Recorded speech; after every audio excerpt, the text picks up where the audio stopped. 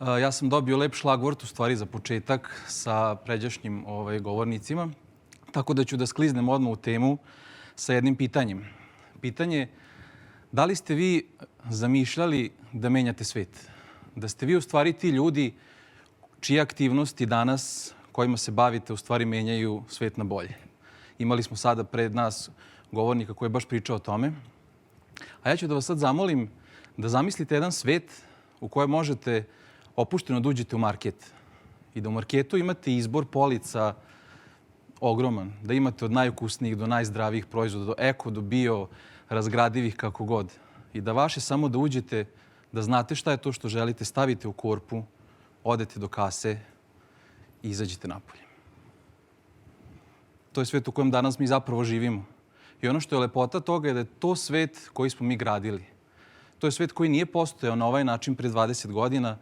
To je svet koji smo, svi danas koji gledate i svi mi danas koji smo ovde, smo u stvari ulagali napore svaki dan da stvorimo taj svet. Taj svet izgleda na određen način ovako, ali pre 20 godina to nije bilo tako. Pre 20 godina kada ste ušli u market, ako pričamo recimo o snack kategoriji, pošto naš Big Ritz je u toj kategoriji, imali ste smoki, imali smo štapiće, imali smo čips i to čačanski samo, Kviki Gric možda. Otprilike je to bila neka ponuda.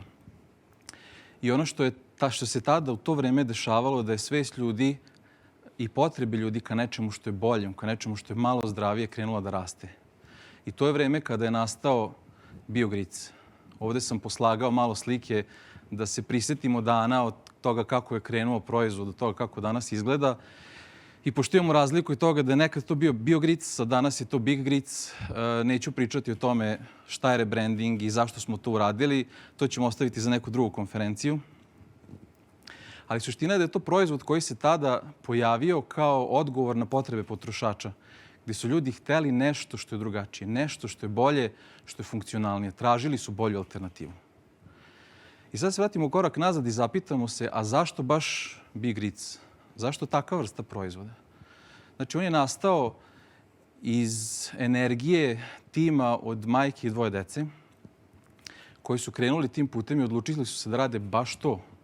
A zašto? Zato što su mi tada imali jednostavnu misiju.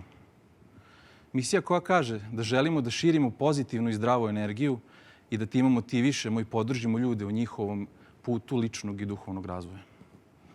I sad ta misija može u stvari da se ostvari na različite načine, ali mi smo odabrali da kreiramo bolje alternative slanim grickalicama i keksima. I da bi to uspeli da uradimo još tih dana, odlučili smo se za 3 postulata koja nas prate čitavim našim putem. To su opet neke vrednosti, to su neke stvari koje smo mi ugrađivali u brend. I oni izgledaju ovako. Prvi je da bismo napravili ukusan proizvod, ne mora ni jedna životinja da umre. Ja sam lično 26 godina vegetarijanac i svi u našoj porodici i oko nas su ljudi koji su ili vegani ili vegetarijanci, naravno ne svi, ali dominantno su ljudi koji dele tu viziju i nama je to recimo bitno, zato što želimo da širimo dobru, pozitivnu energiju. Druga stvar je da svi proizvodi moraju da budu ukusni i da mame osmeh. Baš sam danas slušao kad sam na putu ovamo, bila je reklama za šamar rakiju, je li tako? Šamar rakija kada su šamari, a vi se smete odmah. Suština je da proizvodi kada uzmu, kad se zagrizu i kada jedu, treba da budu ukusni. A u to vreme, 20 godina i mnogo godina kasnije, je važilo da sve što je zdravije zapravo nije ukusno. I to je mit koji smo mi hteli da razbijemo. I treći postulat je da svi proizvodi treba da su funkcionalni i prirodi. Ako sam ja odlučio da širim dobru i pozitivnu energiju u svetu, ja treba da dam proizvod koji je prirodan i koji sam u sebi sadrži tu dobru i pozitivnu energiju. I od toga smo kretali i time se prilagođavali. I sad ću samo da kratko se dotaknem te 3 kategorije koje su za nas jako značajne, koje smo mi na neki način i podstakli ili kreirali na ovom tržištu kroz našu ciljnu grupu. Jel, ako odlučimo, svi mi treba da imamo ciljnu grupu i osobu kojoj se obraćamo i za nas je to bila neka Maja. Maja kao osoba u svom nekom momentu života je devojka koja voli jako da gricka čips. I njoj to znači, ona voli da nešto gricka, voli taj ukus. Ali Maja kako čita puno, kako uči o sebi i razvija se, dolazi do toga da kaže ali ja neću više 4 puta nedeljno da idem i da kupujem čips. ja želim da menjam svoje navike. Ja ću te navike da krenem polako da menjam, naravno, zato što znamo da se navike ne menjaju preko noći. I otići ću i 2 dana ću jesti biogric, ješću nešto što je zdravije malo, što je funkcionalno. Maja ima izbor. Maja je dobila bigric kao integralne grisine. Dalje, kako Maja se razvija, dolazi do toga da ona ne želi da jede šećer. I ona, pošto znamo da nijedna žena ne može bez čokolade, Maja odlučuje da ostavi čokoladu za par puta nedeljno da može da je konzumira. I kaže, sve ostalo što budem jela slatko, želim da bude zdravije, želim da bude funkcionalno. Maja opet ima izbor. Integralni keks sa fruktozom, druga kategorija koju smo napravili, proizvod koji je 100% od integralnog brašna, koji je zasleđen fruktozom. I to je ono što isto iz naše kuhinje izašlo kao potreba tada ljudi na našem tržištu. Kako vreme prolazi, Maji godine prolaze i ona se razvija i dolazi do momenta kada kaže ne, ja više između obroka neću uopšte da grickam ništa što nije full zdravo i zato tražim proizvod koji je bez brašna, koji je bez ikakvih sastojaka koje mogu da me opterećuju. Želim nešto što mi daje polet. Maja opet ima izbor. To su proteinske pločice i krekeri bez brašna. Proizvod koji je sastavljen samo od semenki i ovsenih pahuljica i koji daje energiju tokom dana.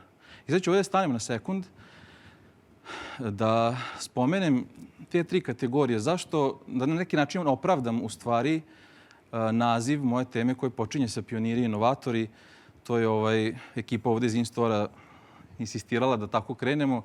I meni je to bilo jako drago, zato što ako se vratimo unazad i pogledamo ove 3 kategorije proizvoda, nisu postojale u Srbiji u vreme kad smo mi krenuli da ih radimo.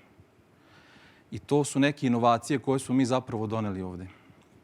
I nakon toga, kako smo krenuli da se bavimo time, krenula je konkurencija sa raznih strana da kopira te proizvode, što je u stvari bio pokazatelj da zaista jesmo na pravom putu.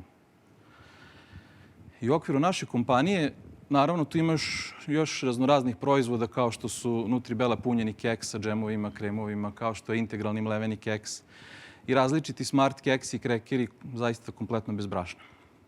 Međutim, da stavimo proizvode sa strane, da bi kompanija mogla da se razvije, da bi brand mogao da da ta obećanja koja daje, on mora u jednom momentu da ima i visoke standarde unutar kompanije. Ne samo da priča o tome kako su proizvodi dobri, već zaista da unutra u svojoj kompaniji napravi to da su stvari kvalitetne. To znači jako rano uvođenje svih HACCP ISO standarda za kompaniju, što se podrazumeva. To znači jako rano uvođenje controlling finansija. To znači uvođenje informacionih sistema i tako dalje, dovođenje kvalitetnih ljudi u kompaniju koji zaista mogu to da vode. I uopšte rad na tome da imamo visoke standarde, da budemo dobri nas je i dovede do toga da imamo razne PL-ove od kojih jedan nama najznačajniji jeste za Nature's Promise. To su baš te proteinske pločice o kojima smo pričali. I to je sve vezano za kompaniju, vezano za proizvode i sad ćemo ovdje napraviti jedan presek i da odemo korak dalje i korak dublje. Koji kaže, a čime kompanija i čime marketing u okviru kompanije zaista treba da se bavi. I zašto brendovi zaista postoje. Svi brendovi koji postoje zbog ljudi, je li tako? Sve ovo što radimo zbog ljudi, radimo zbog krajnjeg potrošača. Naš posao je da učinimo život bolji drugima. Zbog toga mi zapravo postojimo i zbog toga brendovi kreću da rade. Kada krenemo na marketing školu, prvo nas neko lupi ovom sličicom koja kaže naš posao jeste da od tužnog čoveka napravimo srećnog čoveka. To jest naš posao je da razumemo koje su potrebe naših potrošača, koji problem imaju i da ga rešimo. I mi se bavimo ljudima. Ali ako se bavimo ljudima, da li je dovoljno da se bavimo samo ljudima koji su napolju i kojima u stvari želimo da prodamo naš proizvod? Mi mislimo da nije. Darivanje počinje od kuće. To je rečenica koju sam naučio još davnih dana. I tu sad dolazimo do nekih porodičnih vrednosti koje male kompanije zaista mogu da gaje, kojima mogu da se bave. I po nama pravi marketing kreće odlate. Jer pitanje je kako se vi zaista brinete o ljudima u svojoj organizaciji. Možemo da pričamo o tome kako je brand dobar i kako širimo dobru energiju, ali ako vi nemate dobru energiju u vašoj organizaciji, teško je onda napolju to bude zapravo iskreno. Ono na što ja volim da se pozovem jesu 4 osnovne potrebe. Tony Robbins kaže da ih ima 6, možemo da ih stavimo da ih ima više, manje, nebitno. Suština je da većina potreba mogu da se svrstaju pod ove 4. To live, to love, to learn, to leave a legacy. I svaka osoba ima te 4 potrebe u sebi. Kad neko dođe u kompaniju, prva potreba živeti. Daj mi sigurnost, plati me adekvatno da mogu da budem siguran i da radim ono što najbolje znam. Drugo je voleti. Znači, tretiraj me sa poštovanjem. Daj mi slobodu da se izrazim, neku brigu, neku pomoć kad mi to treba. Treće, učiti. Dozvoli mi da se razvijam. Većina ljudi koja dolaze u kompanije dolaze zato što žele da se razvijaju, žele da budu bolje verzije sebe sutra. I četvrto, ostaviti nasleđe. Ovo je nešto o čemu jako malo ljudi zapravo priča, a to je da na kraju dana kad mi imamo finansije koje su nam okej i imamo način na koji se edukujemo, mi zapravo želimo da radimo nešto što je smisleno i nešto što je veće od nas. I zato mislim da je jako bitna stvar da kada ljudi dolaze kod vas u kompaniju se zaista brinete o tome da li ste im zadovoljili te potrebe i da li oni mogu da budu ti ljudi na kraju koji će zaista da šire vašu misiju, koji će sa svim njihovim lepim osmesima da idu napolje i da dele. Šta se onda dešava? Ono što se dešava je da ti ljudi zapravo rade marketing za vas. Dešava se to da vas zovu telefonom ljudi koji kažu čuo sam o vama od prijatelja, od poznanika, otišao sam da kupim vaše proizvode i ja sam toliko oduševljen kako vi radite, kako komunicirate. Mi želimo da budemo deo vašeg tima. Kako to možemo da napravimo? To su stvari koje su jako lepe, koje su ispunjavajuće. To je ono što čini razliku u današnjem danu u odnosu na juče. I ono što se dalje dešava, i ako je kuća dobra, i ako su temelji dobri, onda možemo da idemo napolje. I šta je ono što smo mi uradili dalje? Jeste da smo našli ljude, to jest našli male community koji isto imaju sličnu misiju kao mi, šire dobru i pozitivnu energiju. To su trkači, to su planinari, to su biciklisti, to je Crveni krst, to je Nurdor, to su razne organizacije koje isto gledaju da pomognu drugim ljudima, rade za nešto što je veće od sebe. To su studentske organizacije koje skupljaju studente sa raznoraznim idejama koji su jako kreativni i kreiraju, to jest rade na tome da kreiraju svet za sutra koji je bolji nego onaj koji je danas. I tu se mi nalazimo. Tu mi idemo i sa tim malim communityima u stvari pravimo dobre odnose, podržavamo ih i gradimo zajednički nešto što je veće od svih nas. I kada to zaokružimo, dolazim do pitanja šta mi zapravo prodajemo i šta je taj brand, šta on iza sebe nosi. Brand ne nosi brašno, šećer, so i susam i takve stvari. Brand nosi osmehe ljudi, nosi energiju tima koji je tu da stvori nešto lepo. U tom okviru toga imamo priče zaposlenih konkretno kod nas, 3 žene koje su 20 godina zaposlene u našoj kompaniji. Imamo priču momka koji je došao iz prodaje sa terena, kako on to zove, prašinarenja, koji je danas direktor prodaje u našoj firmi. Imamo priču devojke koja je došla sa fakulteta u proizvodnju da radi, da se zaposli, da skrene da zarađuje nešto, koja je danas tehnolog. Ja mogu da potpišem da je ona jedan od vrhunskih tehnologa uopšte na našem tržištu. Također imamo devojku koja je pre 12 godina došla i danas drži back office ovako, znači bez nje ne mogli ništa. Pa onda imamo devojku koja je došla sa željom da uči marketing, sa željom da zna, a došla je iz prodaje i logistike. Ja mogu danas da potpišem da je jedna od vrhunskih marketing menadžera. Priče o ljudima koji su došli u nabavku, u logistiku i tako dalje. Jako lepih priča koje se dešavaju kod nas. Zašto je meni to važno? Zašto ja danas trošim vreme da pričam o tome? Zato što je to misija, to je brand. Ako je misija da širimo pozitivnu i dobru energiju i da budemo podrška ljudima u njihovom ličnom razvoju, evo, ljudi koji su došli, koji su dobili poverenje i koji su danas puno bolji nego kada su došli, koji su razvili svoje kapacitete, gde je prepoznat talenat u njima i kojima je data šansa da rastu i da napreduju.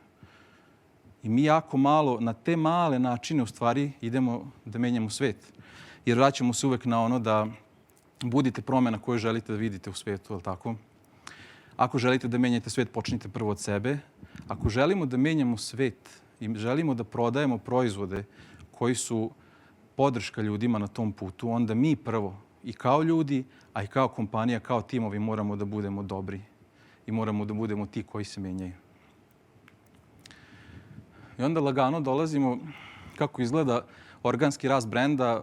U suštini ovako trebala da počne moja tema, ali sam ja to pretabao zato što sam shvatio da ću pričati o vrednostima, jer kako si organski gradio brend kada nemaš nikakav budžet, tako što si bio autentičan ti i u stvari si gradio brend kroz određene vrednosti. Ali kad se vratimo na to šta je brend, brend su obećanja koje ispunjavamo svaki dan i aktivnosti koje radimo svaki dan. Znači, vi ustajete svaki dan da odredite određene aktivnosti koje nose obećanja. Obećanja koje ste dali u vidu vašeg brenda. Baš sam slušao nedavno podcast u kojem je bio Seth Godin gost i jako je lepo naveo, sad ću probati to da, neću tačno to verovatno reći, ali rekao je u svetu postoje profesionalci i postoje amateri. Profesionalci su oni ljudi koji su dali obećanje i koji su ustali svaki dan i radili na tome da ispune to obećanje bez obzira da li im se ustajalo i bez obzira kako su se osjećali. I amateri su oni ljudi koji mogu da budu autentični, šta god to značilo. Ali suština je onda nemojte da prodajete svoje hobije, nego budite autentični u njima. Ali ako krenete da se bavite nečime i dali ste obećanje, onda treba da budete dosledni u tome. Ja sam zato ovde naveo nekih 6 tačaka koje su meni bile ključne. Mislim da su jako bitne za bilo koji brend i za bilo koju kompaniju, posebno male koje kreću da rade. Proći ću na brzinu kroz njih. Jedan je samo vizija boljeg sveta. Znači da mi kao mala kompanija imamo viziju nečega što je bolje i što je veće od nas. Drugo je da imamo kvalitetan i zadovoljan tim, jer ako želite da širite to zadovoljstvo kroz brend koji imate, morate da imate tim koji je takav. Treći je fokus na potrebe ljudi. Opet se vraćamo na ljude i na krajnjeg potrošača i na ljude u firmi. Njihove potrebe su te koje mi treba da zadovoljimo. Neko je rekao još davnih dana da je vlasnik kompanije najveći sluga. I to je ono što sam iskusio i mislim da to je tačno. Doslednost u odlukama. Ako ste doneli odluke, držite ih, budite dosledni. I kreativnost i fleksibilnost. Ako nemamo kreativnost, ako nismo dovoljno fleksibilni, nećemo moći da ostvarimo viziju, zato što vizija je nešto što vidi svet drugačijim ili godine, kako god, vidi nešto što je drugačije, nešto što danas ne postoji. Mi moramo biti kreativni da bi našli nova rešenja da postignemo to. I ako nismo dovoljno kreativni, onda je vizija čisto puka ideja. Naravno, transparentna i dobra matematika, mnogi su o tome pričali, to je ono što je opet ključno za svaki uspeh. Sad kad sam ovo sve ispričao, zamolit ću vas da zamislite još jedan novi svet. Svet koji ja vidim, svet u kojem vi možete da uđete opet u market i da imate izbor koga god hoćete. Ali svet u kojem je taj izbor u marketu mnogo zdraviji, mnogo više eko, mnogo više bio, mnogo kvalitetniji. Opet svet u kojem ti ljudi koji su ušli u markete imaju svest da znaju zašto su ti izbori koji su tu bolji za njih i kako će ti izbori da utiču na njih i na njihovo telo i na njihovo zdravlje. I na kraju, snagu ti ljudi koji ulaze u markete, da imaju snagu da zaista izaberu to što je bolje za njih i da to stave u korpu i da tako izađu. To je svet koji ja vidim. I kao što je Simon Sinek u jednom njegovom iznošenju rekao, to mi se jako svidelo, rekao je, da li to znači da će sutra taj svet da postane takav kakvog ja vidim? Pa vjerojatno ne. Vjerojatno ne dok sam ja živ, a možda ni posle. Ali to znači da ću ja svaki dan svejedno da ustanem ujutru i da radim na tome da kreiram takav svet. Jer mali promili energije koju ja ulažem u to će da se saberu sa energijom drugih koji rade na tome da naprave taj svet. I to će onda da zaista da da neku promjenu, koliko god malo procenata, ali će dati promjenu u pravcu koju mi želimo. I toliko danas od mene u ovom izlaganju. Zahvaljujem svima. Evo ja i dalje zamišljam taj svet o kome si pričao i nadam se da ćemo ga doživjeti. Mladi smo mi. Ono što sam ja primetila kad si pričao, zaista inspirativna i prelepa prezentacija, ali kad pogledamo o strategiji uopšte uvođenja proizvoda, možda vi tad ni niste znali da ste na trendu zdrave hrane i svega toga, zapravo bili ste tu. Ali vaša strategija je potpuno drugačija nego što smo malo previdjeli za tortilju Meksikanu, da su oni imali proizvod pa su edukovali tržište. Vi iz ovog primjera sa Majom, čini mi se, ste zapravo istraživali koja su to mesta gdje je potreba neki proizvod koji će rešiti neki problem. Pa me interesuje kako uopšte razmišljate kad treba da uvodite novi proizvod u portfolio? Koje su to neke stvari na koje obraćate pažnju u tom trenutku? To je dosta, mislim, kompleksno pitanje, ali jedna od stvari uvek jeste kako razmišljaju sada ljudi koji inače jedu naše proizvode, kako razmišljaju ljudi koji kako da kažem, koji jesu potencijalno naša ciljna grupa. Jer suština jeste da se trendovi menjaju. Svet je postao jako brz. Imamo jako puno informacija, što je ono na čemu mi radimo. Mi želimo da dižemo svest, jel tako, celog sveta i ljudi. I onda pratimo koji su to pratimo šta je to što ljudi čime se bave, šta uče i u skladu sa tim odlučujemo kada je vreme da uđemo sa nečim novim, sa nečim što je zapravo sada trend. Ali ne samo da je trend, već da zapravo radi posao koji mi hoćemo. Jer mi smo recimo 2004. godine smo bili prva kompanija u Srbiji koja je imala keks sa organskim brašnom. Ali 2004. je to bio promašaj. Jer niko nije znao šta je organsko brašno. Tako je. Tako da je u suštini takvih promašaja uvek ima u poslovanju, ali to je glavna stvar naravno. Šta ljudi bave, šta je hoće i šta je ono što mi ako kreiramo će da napravi neku promenu. Zapravo kod drugih ljudi. Znači to je prvo, pa sad naravno u svemu tome ima tematike, ima i toga šta mi imamo i s kojim opremom raspolažemo, šta hoćemo i tako dalje, tako dalje. Ali drago mi je da si pomenuo i te promaše koji su sigurno vredna škola za sve dalje kad uvodite. Moj brat i ja smo naučili da smo se naplaćali školarina u životu kroz ovaj biznis, tako da to je jedan deo poslovanja. Hvala ti puno na prezentaciji i razgovoru.